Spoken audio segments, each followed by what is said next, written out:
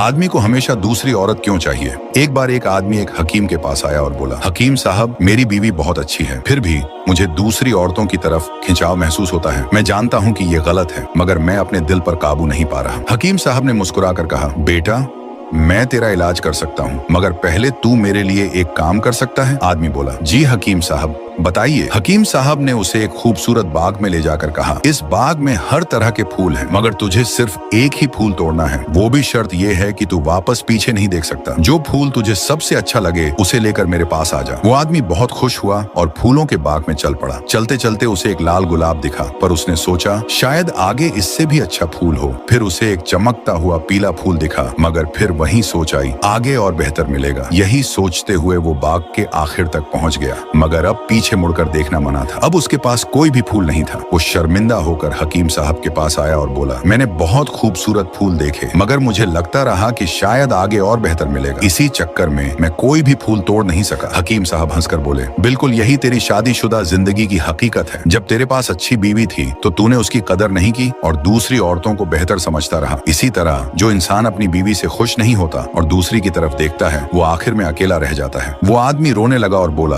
अब मैं समझ गया हकीम साहब, काश मैंने शुरू में ही उस गुलाब को चुन लिया होता। अल्लाह ताला हमें अपनी बीवी और अपनी नियामतों की कद्र करने की तौफीक दे। आमीन।